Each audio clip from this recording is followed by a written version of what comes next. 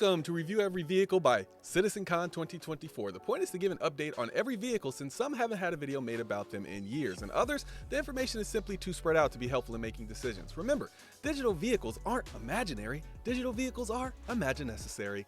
Every month we do a giveaway to give back to this wonderful community. This month's giveaway prize is going to be either an Anvil Terrapin, or if we hit 6,500 human subscribers before CitizenCon, I will give away an Anvil Carrot. So make sure you share this channel, tell your org mates to come and check us out to enter the contest. Make sure you're subscribed to Billionaire Ninjas, leave a comment on at least one video, and like or dislike at least one video.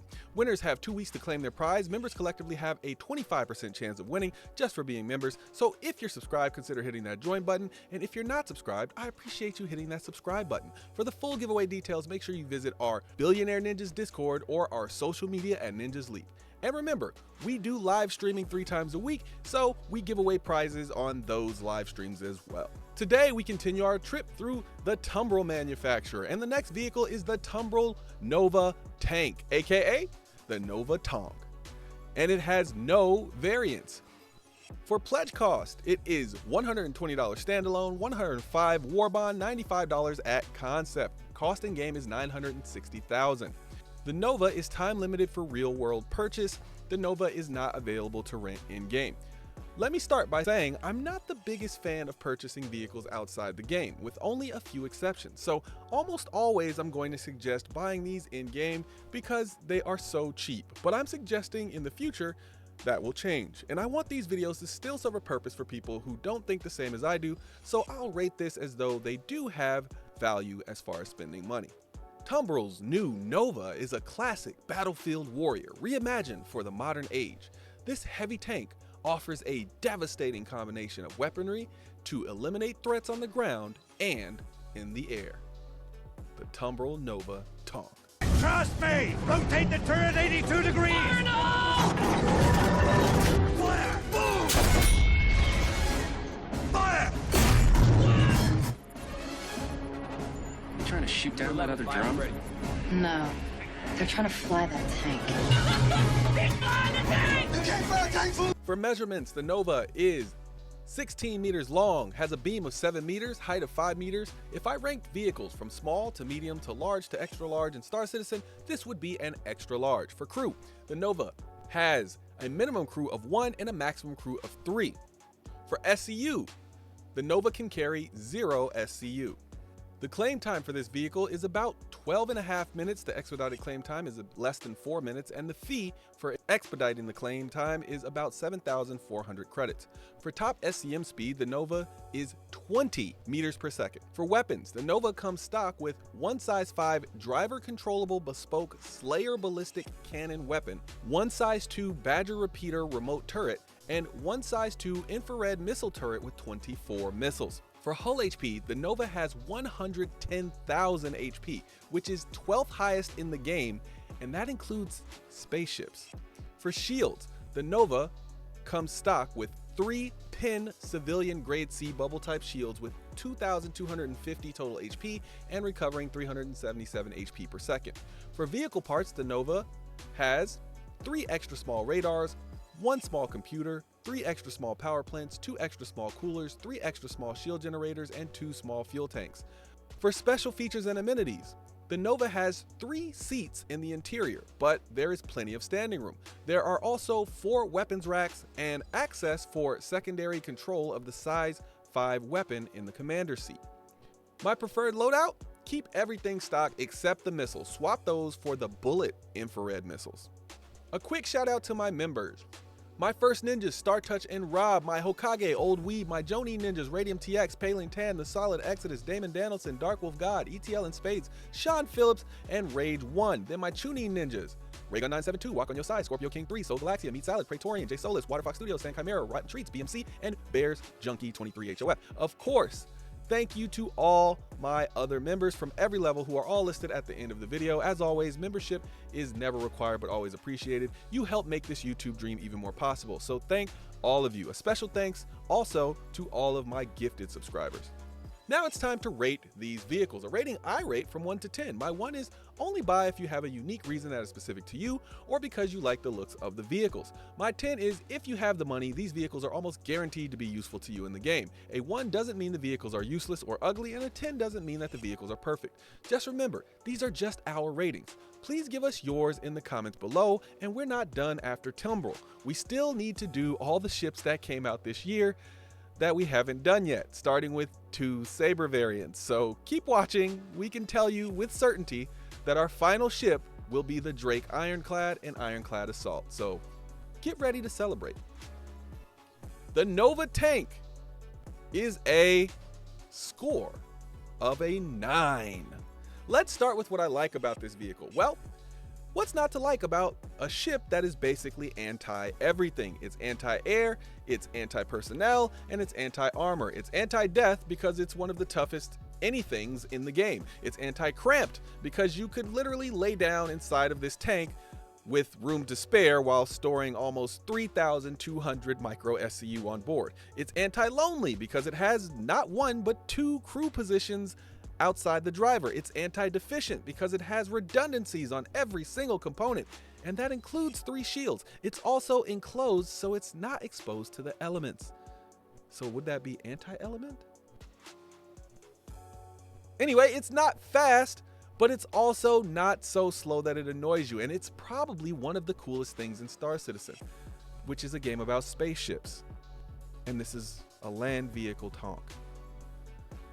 So why not a 10 then?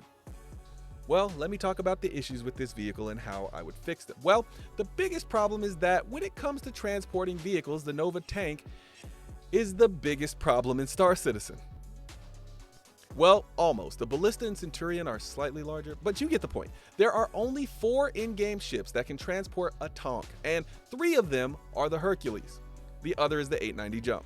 Now, the 600i will gain the ability to transport a tank after its rework, but we can't count that until it happens. Even if we did, wow, a whopping 5 ships that can carry this massive thing. The second biggest issue is the wasted space on the interior. There is so much space inside the tank that it makes you just wonder what else they could fit inside. Jump seats, extra computers, lockers, maybe even an armor locker. They should either shrink the tank or give it the extras it deserves on that interior.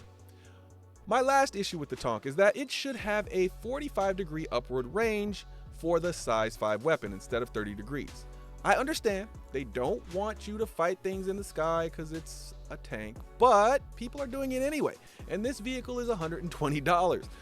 Let people do whatever they want. I mean, you already let them bolt it on top of their 890 Jump.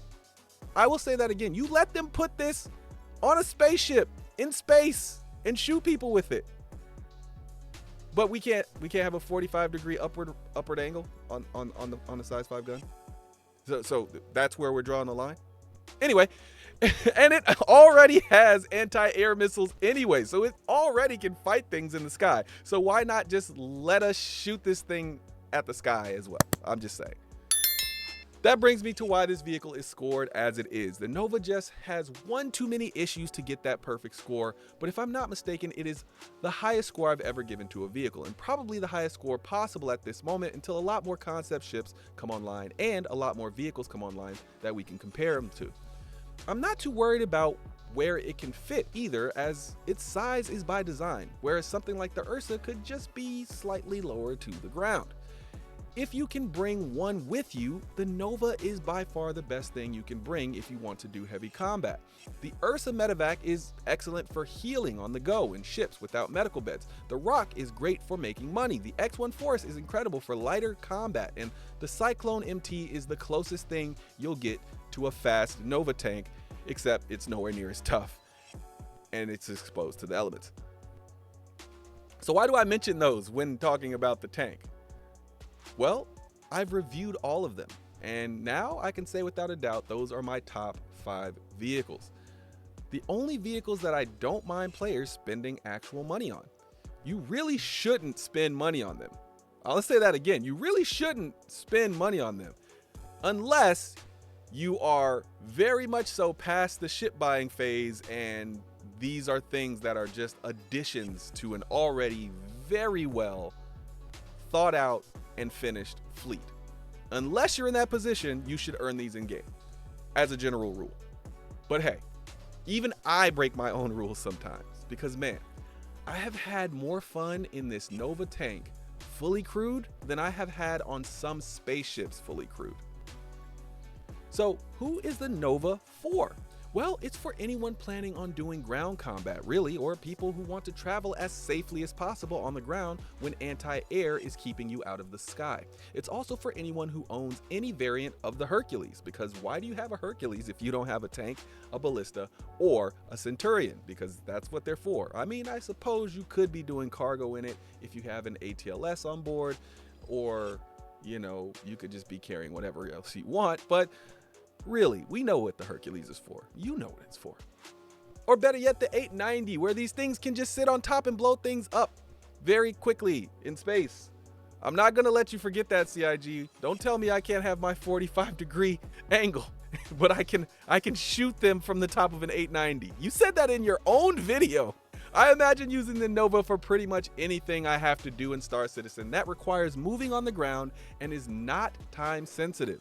This will essentially be my daily driver unless fuel shoots up, like I think it will, then that will quickly become my X1 force. I know you're here for our rating, but if you really want a vehicle, go buy it. We won't stop you, or even better, all vehicles can be earned in-game once the game is released, and some you can purchase in-game right now. These are just our ratings, but when you spend, it's your money. My opinion, I believe at some point the Nova Tonk will be locked behind some rep grind wall or affiliation wall, or maybe even a mission that just doesn't come until after a major event.